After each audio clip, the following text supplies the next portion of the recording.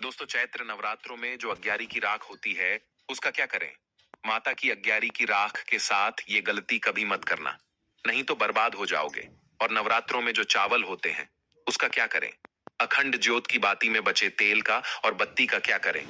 कुछ लोग करते हैं भयंकर गलती और माता रानी रुष्ट हो जाती है।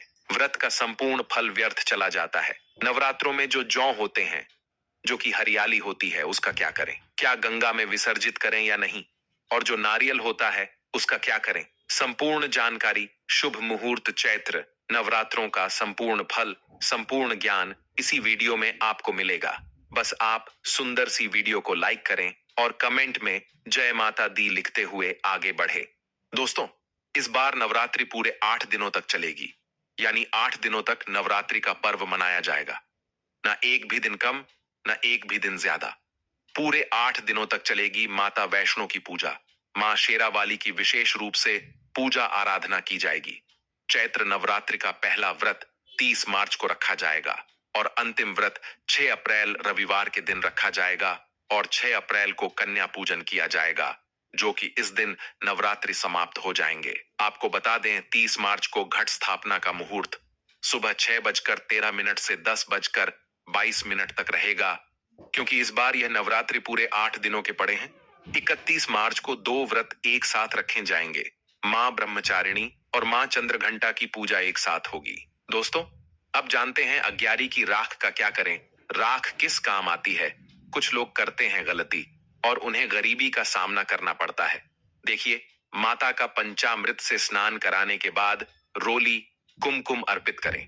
इसके बाद अग्यारी करें और अग्यारी पर लौंग, बताशे, हवन सामग्री आदि चीजें अर्पित करी जाती है, जैसा आपके घर पर होता है। नवरात्रों में अग्यारी के बिना पूजा पाठ अधूरा ही होता है। वह पूजा पूरी नहीं मानी जाती।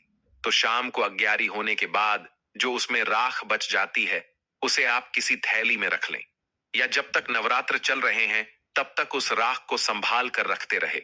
अब नवरात्रि समाप्त होने के बाद या बीच में भी उस राख को बच्चों के माथे पर तिलक लगाते रहें।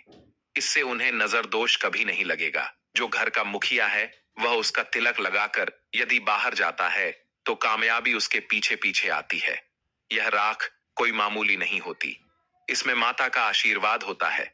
समस्त देवी देवताओं की कृपा इसमें होती है। अत्यंत दुर्लभ और जागृत अवस्था में यह राख होती है। अग्यारी की राख बहुत ही महत्वपूर्ण और शुभ और मंगलकारी होती है। गंगा जल की तरह पवित्र मानी जाती है, जागृत होती है और जागृत चीज ही हमें कामयाब बनाती है। अति बलवान शीघ्र बुद्धि हमें बलवान बनाती है। यदि किसी को भूत लग गया हो, भूत आता हो, घर में लगे कि घर में कोई नकारात्मक ऊर्जा है, भूत प्रेत का वास है, तो घर के मेन द्वार पर काले कपड़े में अग्यारी की राख बांध कर लटकाने से दूर दूर तक भूत प्रेत घर में प्रवेश नहीं करता। इसे सुरक्षा कवच कहा जाता है। आपका घर, मकान, दुकान का गल्ला सुरक्षित हो जाता है। आप दुकान के गल्ले में भी यह राख काले कपड़े में बांध कर रख सकते हैं। यह सिद्ध राख होती है। 9 दिन तक यह अग्यारी की राख सिद्ध हो जाती है और सिद्ध चीज ही, सिद्ध वस्तु ही विजय प्राप्त कराती है। शरीर में, घर में, दुकान में, व्यापार में सकारात्मकता का संचार करती है। आप चाहें तो चांदी के ताबीज में, तांबे के ताबीज में, पीतल के ताबीज में या काले कपड़े का ताबीज आप बना लें। इसमें थोड़ी सी राख डालकर बच्चों को पहनाएं या बड़ों को पहनाएं है। इसे पहनने के बाद उनके अंदर जितनी भी नकारात्मकता होगी दूर भाग जाएगी। जो यह पहनेगा ताबीज, उसके आसपास भी नहीं भटकेगी गलत शक्ति। कई लोग नादान होते हैं जो अग्यारी की राख को, हवन सामग्री की राख को या हवन सामग्री की राख को कचरे में डाल देते हैं, तो उन्हें श्राप लगता है, भगवान का श्राप लगता है। क्योंकि इसमें 33 कोटि देवी देवताओं का आशीर्वाद होता है, वास होता है, भगवान की शक्ति का अंश आ जाता है। यह सिद्ध रख होती है, जिसे प्रकट करने के बाद, उजागर करने के बाद ईश्वर शक्ति जागृत हो जाती है, सिद्ध हो जाती है। तो यह रख आप इस्तेमाल करें, जैसा हमने वीडियो में बताया है, इस तरह प्रयोग करें। अगर आप प्रयोग नहीं करना चाहते तो गंगा मैया में विसर्जित कर देना चाहिए। बहुत ही शुभ और मंगलकारी माना जाता है।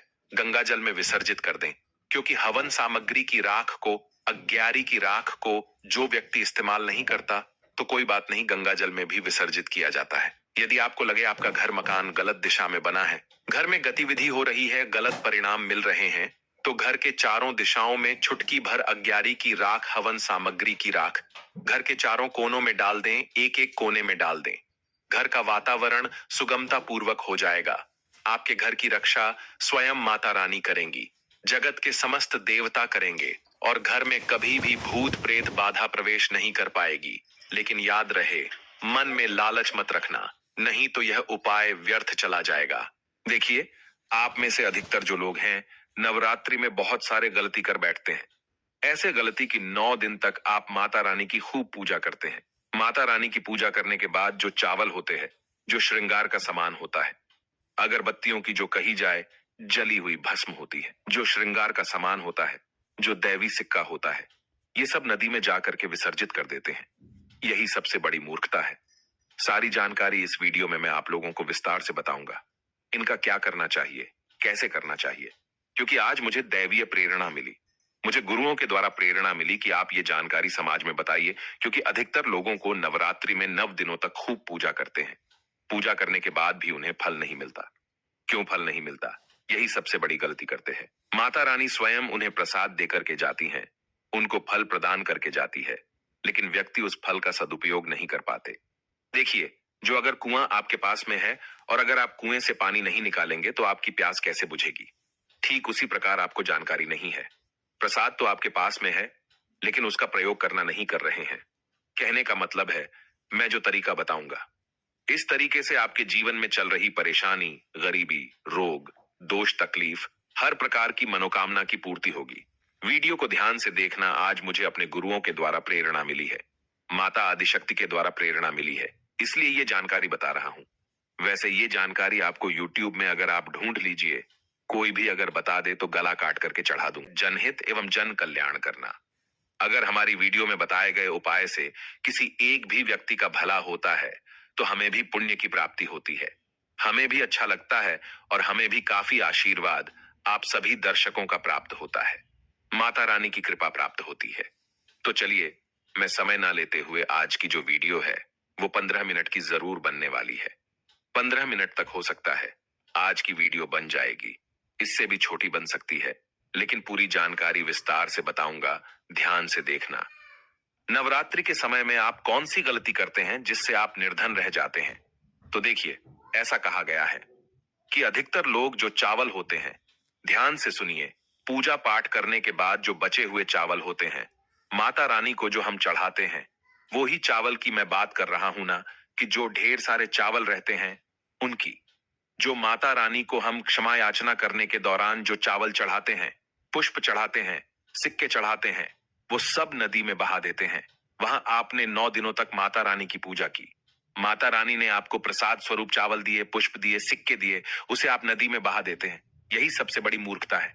आज मुझे गुरुओं के द्वारा प्रेरणा मिली है, इसलिए मैं आप लोगों को यह जानकारी बता रहा हूं। तो 9 दिन का फल आपने क्या किया? सीधे नदी में जाकर के बहा दिया। ऐसा नहीं करना चाहिए। जो चावल होते हैं, पिछली वाली वीडियो में भी मैं आप लोगों को नवरात्रि की जानकारी बता रहा था, उसमें भी बताया हूं जो नवरात्रि में जो बचे हुए माता रानी के चावल होते हैं, चढ़े हुए चावल होते हैं, इन चावलों को आप अपने अनभंडार में रखें। अनभंडार का मतलब जैसे कि आप अपने घर में जो चावल पका करके खाते हैं उसमें डाल दीजिए, कुछ धन स्थान पे रख दीजिए।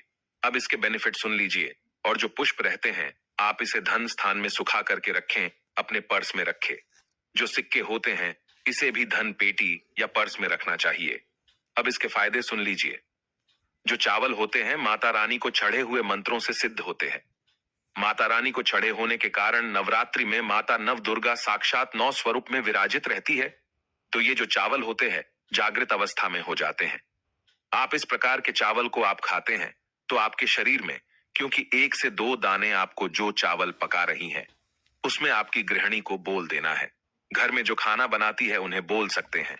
माता बहनों को तो डाल करके नित्य आप इसे पकवाएं तो क्या होता है, आपके शरीर में इस चावल को खाने के बाद रोग दोष व्याधि किसी भी प्रकार की जो आपके शरीर में कष्ट है, शारीरिक पीड़ा है, मानसिक पीड़ा है, वो दूर हो जाती हैं और माता रानी की आपको कृपा प्राप्त होती है। माता रानी की कृपा से शरीर में एक ऐसी ऊर्जा उत्पन्न होती है जिस ऊर्जा से आप अपने आप को स्वस्थ महसूस करते हैं और आप जहां भी चले जाइए, जिस भी कार्य को करिए वो कार्य आपका सफल होता है। और कभी भी इन चावलों को थोड़ा सा खाते हैं, आपका पेट भर जाता है, यानी कि इसमें तृप्ति जल्दी मिलती है और आपके घर में कभी भी अन्न नहीं खपता, ये देखा गया है।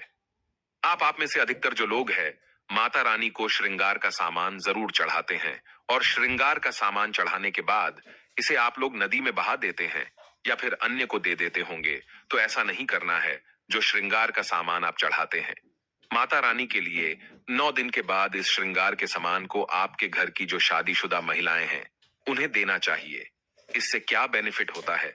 इससे अखंड सौभाग्य की प्राप्ति होती है। जब तक वो माता बहनें श्रृंगार करेंगी, जो भी माता रानी को चढ़ा दिया हुआ आपने दिया, श्रृंगार करेंगी, तब तक अगर साक्षात स्वयं काल भी उनके पास आ जाए उनके पति को ले जाने के लिए, मृत्यु के घाट उतारने के लिए, तो उनका बाल भी बांका नहीं कर पाएगा। अखंड सौभाग्य की प्राप्ति होती है। महिलाएं घर की साक्षात लक्ष्मी होती हैं। इसीलिए जो बचा हुआ माता रानी को चढ़ाया गया श्रृंगार का सामान होता है, माता बहनों को देना चाहिए। अब इधर मैं आप लोगों को बताना चाहूंगा, आप में से अधिकतर लोग जो जोत का बचा हुआ तेल होता है, इसे क्या करते हैं? नदी में विसर्जित कर देते हैं। सबसे बड़ी यही गलती है। जो जोत का बचा तेल होता है, 9 दिन तक जो जोत आप लोग जलाते हैं, तो क्या होता है? 9 दिन तक जोत जलने के कारण जोत में जो तेल बचा हुआ होता है, जागृत अवस्था में होती है, जागृत चीज ही अपना पूर्ण से प्रभाव दिखाती है। आपने देखा होगा सभी मूर्तियों की पूजा नहीं होती। जब कुम्हार मूर्ति बनाता है या फिर पत्थर वाले जो कारीगर मूर्ति बनाते हैं, तो उस मूर्ति की पूजा नहीं होती। उसी मूर्ति की पूजा होती है जिसकी प्राण प्रतिष्ठा हो। तो कहने का मतलब है कि जोत का जो बचा हुआ तेल होता है, जोत जलने के कारण जागृत अवस्था में हो जाती है। तो अगर आपके हाथ पैरों में दर्द होता है, किसी ने आपके ऊपर काला जादू कर दिया, आपको शंका हो रही है, तो इस सिचुएशन में आप क्या करें? जो जोत का बचा हुआ तेल होता है, आप अपने सिर में लगाइए। शरीर के 7 हिस्सों में लगाना होता है। सिर में लगाइए, आप अपने कंठ में लगाइए, आप अपने हृदय में लगाइए, आप अपने जो जांघों में लगाइए, और हो सके तो आप अपने जो शरीर के आपको 7 हिस्सों में लगाना होता है। तो शरीर पे कैसा भी तंत्र विकार लगा हो, किसी ने काला जादू, भयंकर काला जादू कर दिया हो, जिसका तोड़ बड़े बड़े कहा जाए, तो जो ओझा लोग होते हैं, तो ओझा लोग भी नहीं कर पा रहे हैं, तो ओझा लोग से भी ज्यादा पावरफुल काम करेगा। ये माता रानी की साक्षात कृपा होती है। तत्काल देखना, 5 मिनट में आराम मिलेगा। आज हमें हमारे गुरु के द्वारा इस वजह से प्रेरणा मिली कि यह जानकारी समाज में बताई जाए। इस जानकारी से आपका भला होगा।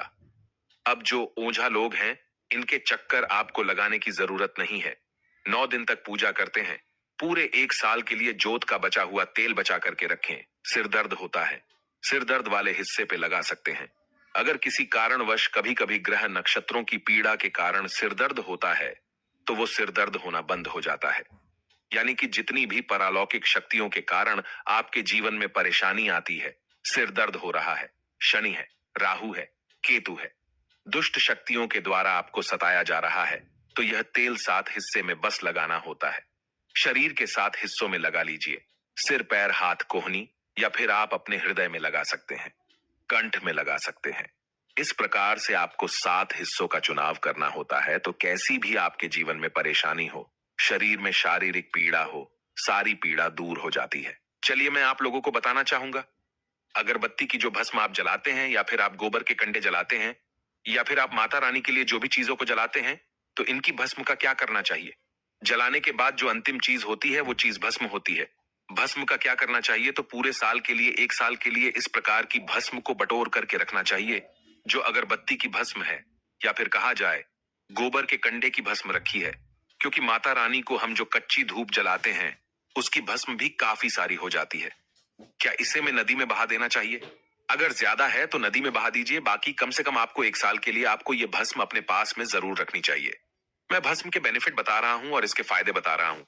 इससे पहले अभी तक जय माता दी नहीं लिखा है तो जय माता दी लिख दीजिए। अगर आप जय माता दी लिखते हैं तो हमें भी काफी गर्व होता है, और हम जो जानकारी बताते हैं उसमें हमें आनंद मिलता है। तो जो भस्म होती है, इसका क्या करना चाहिए? अगरबत्ती की जो भस्म होती है, इसे पूरे 1 साल के लिए आपको बचा करके रखना होता है, और इसे थोड़ी थोड़ी आपको खानी होती है।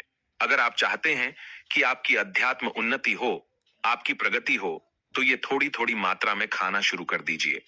आपके जो सोचने समझने की क्षमता है इतना ज्यादा पावरफुल हो जाएगी कि आपके आसपास में रहने वाले लोग जितना सोचते हैं उससे 1000 गुना ज्यादा आपकी सोच बढ़ जाएगी।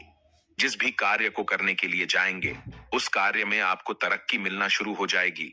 और एक खास बात, छोटे बच्चों को गांव में चाहे शहर में रहते हैं, कहीं भी रहते हैं, नजर तो बहुत ही जल्दी लग जाती है। तो जो अगरबत्ती की भस्म होती है, माता रानी के लिए 9 दिनों तक आपने भस्म जला करके रखी है, उस भस्म का थोड़ा सा तिलक आप जो हैं उनके मस्तक पे लगाइए। या फिर चाहते हैं तो जिस हिस्से में दर्द हो रहा है, जैसे कि पेट में अचानक से दर्द हो रहा है, कई लोग प्रेत वगैरह डाल देते हैं, ये सब अधिकतर देखा गया है, इसलिए मैं जानकारी बता रहा हूं। तो उस हिस्से पे आप जो है इस भस्म को रगड़ दीजिए, अच्छी तरीके से भस्म लगा दीजिए। तो पेट में अगर प्रेत लगा हो, प्रेत भस्म हो जाएगा, बाहर निकल जाएगा। सिर दर्द हो रहा है, सिर में लगा दीजिए। यानी कहने का मतलब है कि ये आपके हर प्रकार के दुख, तकलीफ, बाधाओं को दूर करने का काम करता है। नित्य खाएंगे, अपने छोटे बच्चे को खिलाना शुरू कर दीजिए। पढ़ने लिखने में कमजोर है, ऐसे में जो बुद्धि है स्थिर हो जाएगी। कई लोग पढ़ने लिखने को बांध देते हैं, कई लोग किसी की किस्मत को बांध देते हैं। तो इन सारी समस्याओं से छुटकारा पाना चाहते हैं तो इस भस्म का तिलक प्रतिदिन जरूर लगाइए। अगर इनका तिलक लगाते हैं तो फिर ये अति उत्तम है। सोने पे सुहागा होगा आपके लिए, और आपके बच्चे की जो पढ़ने लिखने की जो क्षमता है काफी बढ़ जाएगी। आप जहां भी जाएंगे आपको भी अध्यात्म उन्नति मिलेगी। इस भस्म का जब तक तिलक आपके सिर पर लगा रहेगा, कोई भी आपका बाल बांका नहीं कर पाएगा। अगर आपके ऊपर कोई व्यक्ति तंत्र विकार करता है, करने का प्रयास भी करेगा, तब भी नहीं लगता है। हमारे चैनल का मकसद है जनहित एवं जन कल्याण करना। आइए जानते हैं कि जोत की बाती का क्या करना चाहिए। आप में से अधिकतर लोग या तो नदी में बहा देते हैं जोत की बाती को, या फिर आप में से जो अधिकतर लोग हैं यह धन स्थान पे रखते हैं, इससे फायदा नहीं मिलता। ज्योत की बाती हमेशा जागृत अवस्था में रहती है। ध्यान से सुनना, ज्योत की बाती को हमेशा आप जो है अपनी बाजू पर पहनना, बाजू बंद की तरह आपको इसे पहनना चाहिए। इसे भुजा में पहनना चाहिए। हमारे कई ऐसे तांत्रिक महात्मा तथा कई सारे से तांत्रिक लोग हमारे साथ जुड़े हैं। तांत्रिक महात्मा भी है। तांत्रिक महात्मा क्यों बोल रहा हूं? क्योंकि उन्हें तंत्र की भी जानकारी है। वो एक प्रकार के महात्मा भी है, उन्हें धर्म की जानकारी भी है। तो मैं उन्हीं के आधार पर मैं जानकारी बताऊंगा कि जोत की बाती को हमेशा बाजू में बाजू बंद की तरह पहनना चाहिए। अगर लड़की है तो लड़की इसे अपनी भुजा में आपको इसे पहनना चाहिए। क्यों पहनना चाहिए? क्योंकि ये कोई साधारण बत्ती नहीं है, ये साक्षात मां दुर्गा का आशीर्वाद होता है। ये साक्षात मां दुर्गा की कृपा होती है, प्रसाद होता है। 9 दिन तक अखंड जलने के कारण ये चैतन्य हो जाता है, इसमें प्राण आ जाते हैं, इसमें शक्ति आ जाती है। इसलिए इसे पहनने के बाद निम्न प्रकार के फायदे मिलते हैं। अगर आप इस प्रकार के फायदे लेना चाहते हैं तो ये जोत की बाती अवश्य धारण करें। इसको धारण करने के बाद जो 9 प्रकार के फायदे कहे हैं संत महात्मा ने, वही फायदे मैं आप लोगों को इस वीडियो में बताऊंगा। अभी तक कमेंट बॉक्स में जय माता दी नहीं लिखा है तो जय माता दी लिख दीजिए, और वीडियो को लाइक नहीं किया है तो वीडियो को लाइक कर दीजिए। प्रथम फायदा, अकाल मृत्यु एवं दुर्घटना से बचाता है। अगर कोई भी व्यक्ति इसे बाजू में पहनता है, धारण करता है, तो ऐसे व्यक्ति की कभी भी दुर्घटना नहीं होती, ऐसे व्यक्ति की कभी भी अकाल मृत्यु नहीं होती, क्योंकि ऐसे व्यक्ति के साथ में साक्षात मां दुर्गा की शक्तियां चलती हैं। ये जो आप धागा धारण कर रहे हैं ना, ये आप जो बाजू में बाती पहन रहे हैं, ये कोई साधारण बत्ती नहीं है। ये साक्षात नव दुर्गा का आशीर्वाद होता है, एक प्रकार का सुरक्षा कवच होता है। तो इसे पहनने के बाद कभी भी अकाल मृत्यु नहीं होती एवं दुर्घटना से ये हमेशा बचाव करने का काम करता है। इसका दूसरा फायदा, नजर दोष एवं तंत्र बाधा से बचाता है। आप में से अधिकतर लोग हमें बोलते हैं कि नजर दोष से परेशान रहते हैं। क्या करें? तो अगर आप नजर दोष से बचना चाहते हैं, आप चाहते हैं कि आपकी अध्यात्म उन्नति में किसी की नजर दोष ना लगे, आपकी उन्नति हो, प्रगति हो, तो बिल्कुल ही इसे धारण करिए। नजर दोष एवं तंत्र बाधा से बचाता है। कितना बड़ा तांत्रिक व्यक्ति क्यों ना आपके ऊपर में तंत्र क्रिया कर दे, वह तंत्र क्रिया नहीं लगेगी, सदा आप बच्चे रहेंगे। इसका तीसरा फायदा, भूत प्रेत एवं नीच शक्ति से बचाता है। आप कहीं भी मरघट में जाकर के सो जाए, इसको पहनने के बाद भूत प्रेत आपका बाल भी बांका नहीं कर पाएगा। तो भूत प्रेत एवं नीच शक्ति से इसको पहनने के बाद हमें बचाव होता है। इसका चौथा फायदा, लक्ष्मी की पूर्ण कृपा प्राप्त होती है। जो लोग चाहते हैं कि माता लक्ष्मी सिद्ध हो जाए, उनके जीवन में उनकी कमी ना हो, तो ऐसे व्यक्ति इसे अवश्य धारण करे। लक्ष्मी माता की पुण्य कृपा प्राप्त होता है एवं नवदुर्गा का आशीर्वाद भी मिलता है। इसका पांचवा फायदा, अभी तक वीडियो को लाइक नहीं किया है तो लाइक जरूर कर देना। और हाँ, फिर से मैं गुजारिश कर रहा हूं, जय माता दी नहीं लिखा है तो जय माता दी लिख देना। तो दैहिक, दैविक और भौतिक ये सुखों की प्राप्ति होती है। इसको धारण करने के बाद जो लोग दैहिक सुख प्राप्त करना चाहते हैं, दैविक सुख प्राप्त करना चाहते हैं, भौतिक सुखों की प्राप्ति करना चाहते हैं, ऐसे व्यक्ति को इसे अवश्य धारण करना चाहिए। इसका छठा फायदा, मनवांछित कार्य सफल होता है।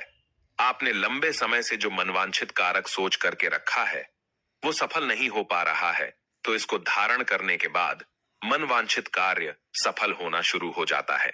इसका सातवां फायदा, इच्छित नौकरी की प्राप्ति होती है। मैं वीडियो के बीच में ही बताया हूं कि हमारे साथ बहुत सारे ऐसे लोग जुड़े हुए हैं जो कि शासकीय पद पर पदस्थ है, तो इसको धारण करने के बाद इच्छित नौकरी की प्राप्ति होती है। इसका आठवां फायदा, दैविक सिद्धि की प्राप्ति होती है। आप में से अधिकतर लोग बोलते हैं ना, गुरुजी हमें सिद्धि प्राप्त करनी है, इसके लिए क्या करें? आपने मंत्र जाप भी किया ढेर सारे माता रानी के, कोई बात नहीं है। अगर मंत्रधार जप करने के बाद अगर आप इसे धारण कर ले तो वह सिद्धि हमेशा के लिए बनी रहती है, कभी भी नहीं जाती। इसलिए मैं बोल रहा हूं कि दैविक सिद्धि की प्राप्ति होती है। नौवां फायदा, मां दुर्गा आपके शरीर में हमेशा अंश रूप में विराजमान रहती है। जब तक आप इसे धारण करे रहेंगे तब तक मां दुर्गा अंश रूप में आपके शरीर में विराजमान रहेंगी। और जाहिर सी बात है, जिनके शरीर में नव दुर्गा वास कर जाए, ऐसे व्यक्ति की जीवन में अन्न, धन एवं किसी भी प्रकार की वस्तु का अभाव नहीं होता। तो ये वीडियो देखने के बाद आप समझ ही गए होंगे कि जोत की बाती का क्या करना चाहिए। अगर ये जानकारी अच्छी लगी हो तो इस वीडियो को लाइक जरूर करना और जन कल्याण के लिए इस वीडियो को आगे जरूर शेयर करना। इस वीडियो को देख करके बहुत से लोगों का भला हो सकता है। आज की जानकारी यहीं पर समाप्त करता हूँ। माता रानी जो आपकी इस वीडियो को लाइक करें, उसकी झोली खुशियों से भर देना, उसकी गरीबी दूर कर देना। जय माता दी।